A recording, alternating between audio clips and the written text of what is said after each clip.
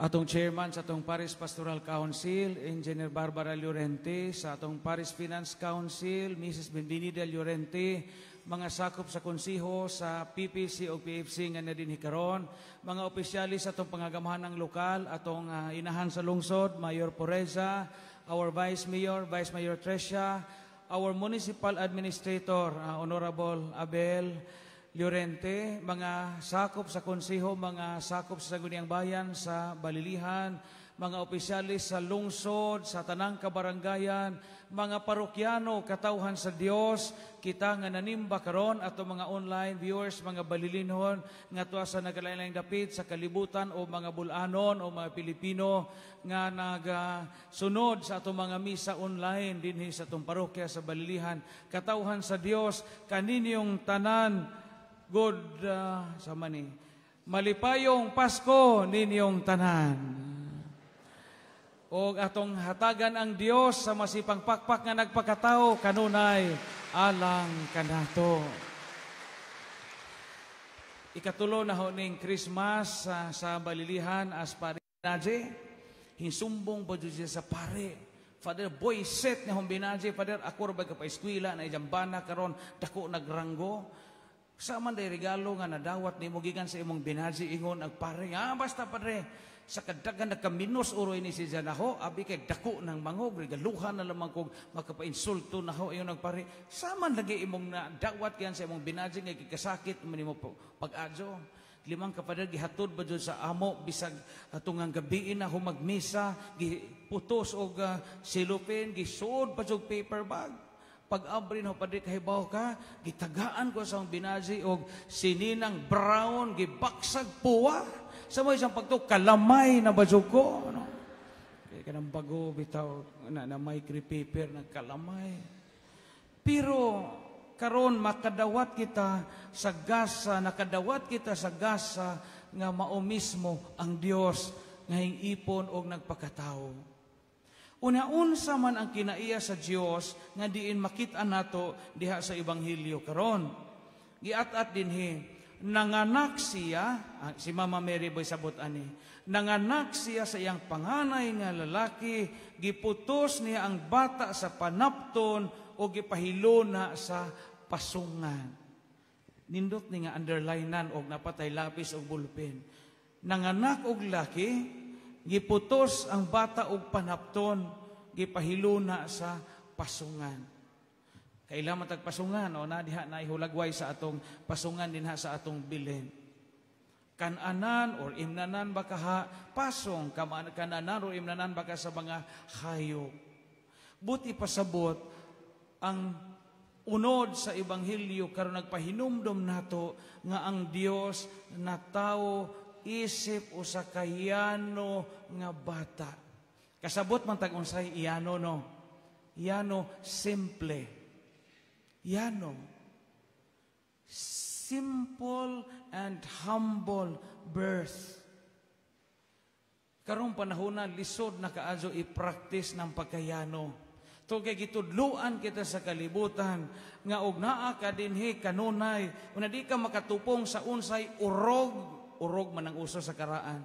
Unsay di ka katupong sa binag-ong urog o binag-ong uso, iwit ka. Mo naman na ang dagan sa kalibutan ron. Og baratuhon kag cellphone, iwit ka. Og baratuhon kag sinina, iwit ka. Og mauton kag lipstick, iwit ka. Kay nga naman ang kalibutan nagbuot og unsay standard. Mao bitaw nga bisan sa atong kalihukan karon, sa makalihukan nga espirituhanon, mga religious nga activities ug undertakings ug sa atong mga social gatherings, nakalimot na kita pagpanag-ing sa humble beginning sa Ginoong Hesukristo. Ngano ka po no, nga anak ko siya Dios, ngano makahangawa may fireworks display pagkatao. Ngano makahangawa may banda. Ngano makahangawa man si Jesus sugata og carpet ang iyang nanay pag iyang mama si Mama Mary pag anak. Dito pa dun sa pasungan nga bahong purgas, bahong tai og hayop, bahong tanang klase sa manap na adito, tungaw ug uban pa mga kagid sa mga karnero ug sa mga baka nga naa didto. Iyano nga pagkatao. Why fanfare? Why certain degree of extravagance? Ba't usahay magbantay kay kita sa kalibutan, kay makalimuta sa ubos ug yano nga pagkatao sa Ginoo. Kay ang tao karon gitudluan sa kalibutan nga ikaw kinahanglang magpasikat. Kita kinahanglang magpasikat kay og sikat ta bantugan ta. Sa may mga nahitabo sa atong mga commercial o bisan sa atong religious celebrations karon, pabunggahay na. Nakalimot kita sa bata nga natawo sa pasungan. Ako mag-interview ko kaslunon. So, daghan sa mga kaslunon ang mahadlok magpakasal. 15 years gaipon. 10 years gaipon. Dili kayo wa mahigugma. Ang rason, wawarts. Wawarts. Ano, dugayan mo magpakasal? Wa may tinigong, Father. Pila man dagi kinahanglan sa inyong kasal, 400,000, 500,000. Okay man po na og maka-afford ka. Pero di ka ka-afford, adyaw pakalibangan na imong anak o kwarta. Aron lang maka-celebrate og bongga nga wedding. Kay daghan diha ang atong mga gipangpansak nga mahimurag waog, wa kay ika-afford. Kanang mahalon nga gaon, mahimura magdi mahalon. Kay si Jesus na tao ganig pasungan. Unya, decoration usahay. Kasi nakakasal ko ang mga decoration sa Japo, hingabot sa arkuba sa simbahan.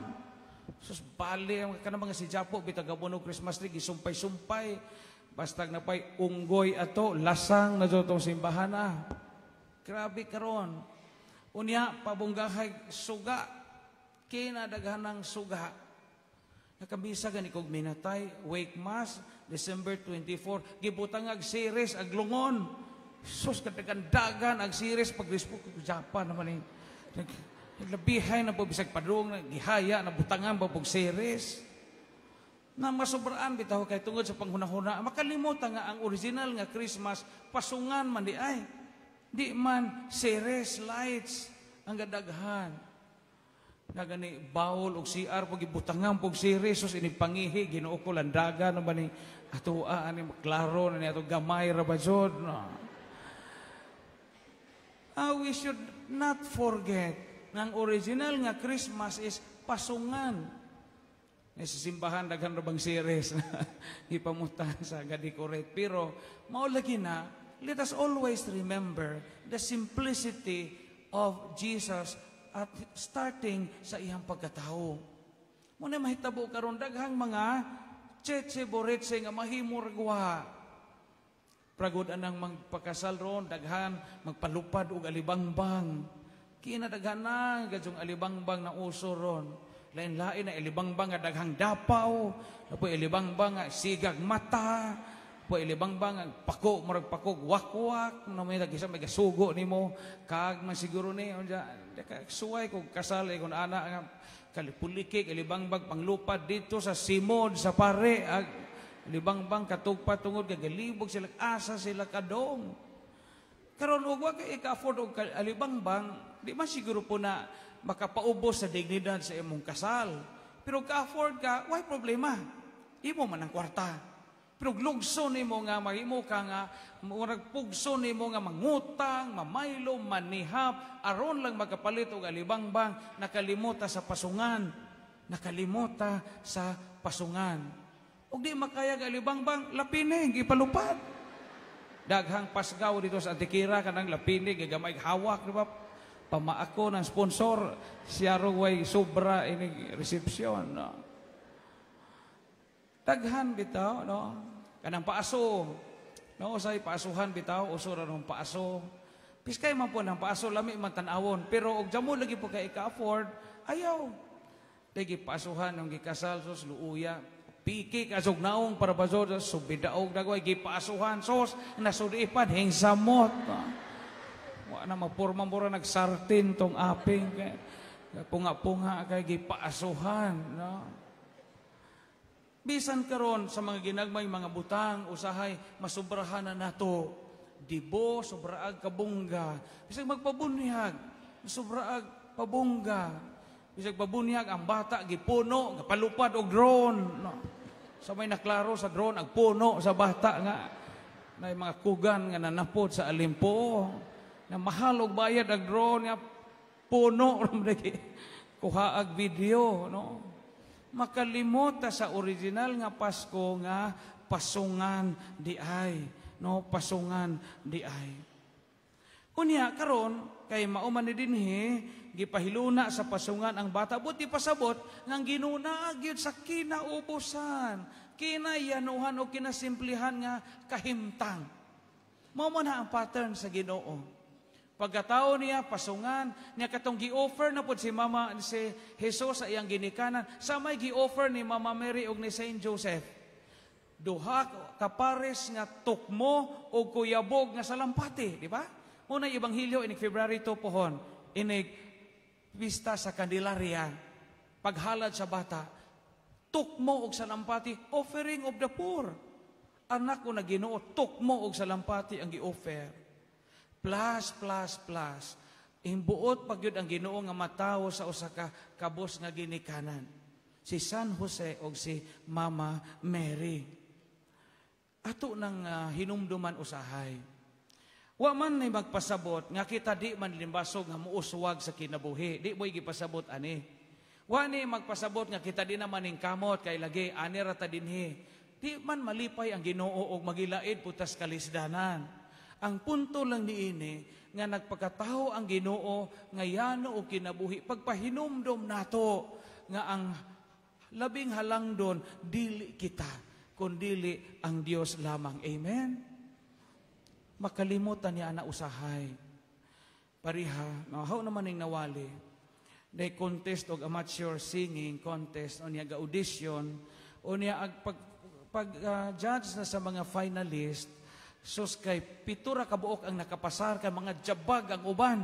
Sintonado. Gi-interview sa MC. Ingon nag-MC, mga contestants, kamura may kakanta karon sa singing contest, sa amateur nato, isulti sa mga tao inyong kanta. Proud sila kaayo. Contestant number 1, hambugiro kaayo. Mr. MC, ang akong kantahon, Dahong Laya. Hambugiro ra, Dahong Laya. Second contestant, ingon sa Mr. MC, mo kanta kog nangalarag nga dahon. Dahon gihapon. Third contestant, hambugiro gihapon. Mr. MC mo kanta kog the green grass of home. Dahon gihapon. Fourth contestant mo kanta kog the green leaves of summer. Hambugiro kaayo. Pag fifth contestant samot, Mr. MC mo kanta kog the last leaf. Sixth contestant, Mr. MC mo kanta kog the fallen leaves. Humble kay ikapito. Ingon ikapito, Mr. MC, manilhig na lamang ko. Kay pertindaghana ng dahon. Kinsa ka nato ani ang ka-afford nga manilhig ta. Di na lamang tamukanta kay nahurot na sa uban. Ayaw kalimot sa pasungan. Kay ang original nga Christmas, pasungan ug dili ang mga pabunggahan nga usahay mao'y maghari sa atong kinabuhi. Muna ni San Pablo, God chose to become poor so that we might become rich. Ag mao ka na ang Pasko sa pagkatao sa Ginoo. Merry Christmas natong tanan. Daygon ang Dios.